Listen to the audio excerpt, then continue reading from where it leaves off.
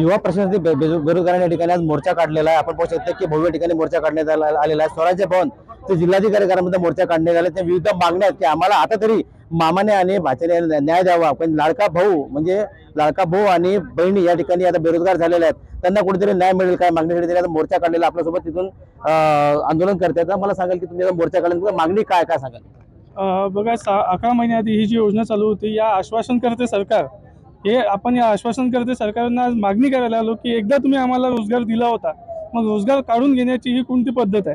कारण गेले तुम्ही रोजगार देत असताना ज्या वेळेस की आधीचा काळ आपण 12 वर्ष आधीचा बघतो, तर रोजगार दिला तर त्याला कायमस्वरूपी रोजगार म्हणत होते। पण आता कॉन्ट्रॅक्ट बेस नाही तर प्रशिक्षण म्हणून तुम्ही आम्हाला जे 11 महिने दिले हे कितपत योग्य आहे मी शासनाला विचारतो।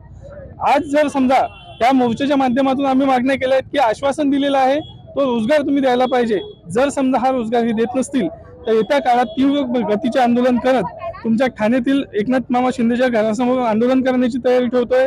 तिथं होत नसेल तर आम्ही आमच्या जिल्ह्यात आत्मदहनाचा इशारा देऊ। पण त्याआधीच जर दिवाळीची भेट म्हणून आम्हाला एकनाथ शिंदे मामा असतील, देवा मामा असतील, यांनी जर आधीच आमच्या मागण्या पूर्ण केल्या तर 100% आम्ही त्यांचं स्वागत करू। आधी पण दुधाभिषेक केला होता, यावेळेस पण दुधाभिषेक करू आणि येणाऱ्या काळात त्यांना भरघोस मताने निवडून देऊ। अन्यथा जर त्यांनी ह्या गोष्टी केल्या नाहीत तर आम्ही काय युवाची ताकद असते हे सुद्धा दाखवून देऊ। धन्यवाद। आपल्या लाडक्या बहिणी या ठिकाणी आहेत।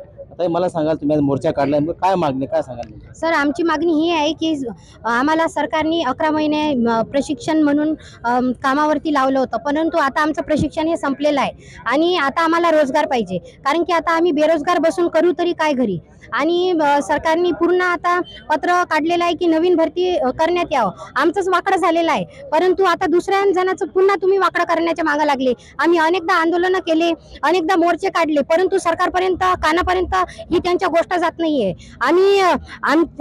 आम्ही जे सगळे युवा प्रशिक्षणार्थी पूर्ण या महाराष्ट्रामध्ये 1,75,000 युवा प्रशिक्षणार्थी बेरोजगार तरुण हे सगळे भटकत आहेत, त्यांना रोजगार मागत आहेत। त्यांच्या दारामध्ये आम्ही जात आहोत। त्यांनी आम्हाला अशी आश्वासनं दिली होती की ज्या ठिकाणी तुम्ही प्रशिक्षण पूर्ण करसाल त्याच ठिकाणी तुम्हाला कायमस्वरूपी रोजगार देण्यात येणार। मग त्याच उद्देशाने आम्ही आता तुमच्या दारामध्ये येत आहोत आणि तुम्ही आम्हाला डावलत आहात। भाऊ तुमची अपेक्षा पूर्ण करेल काय वाटतं?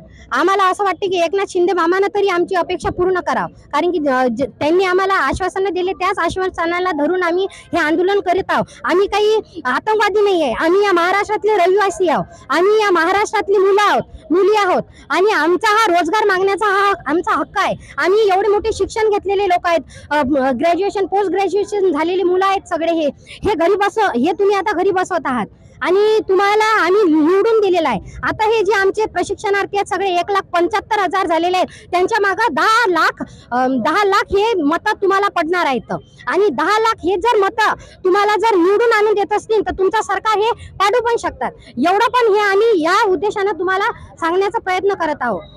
ते आंदोलन करते या ठिकाणी की आता आम्हाला तरी मामा न्याय देईल का ही मागणी या ठिकाणी केली आहे। आता त्यामुळे आता पाहणं गरजेचं आहे, कारण काय दिवाळी जवळ आलेली आहे, त्यामुळे आता आम्हाला आता तरी मदत मिळेल का ही मागणी या ठिकाणी धरून दिलेली आहे। त्यामुळे आता मामा हे लक्ष देतील का हे पाहणं गरजेचं आहे। गणेश सोनवणे, मराठी, अकोला।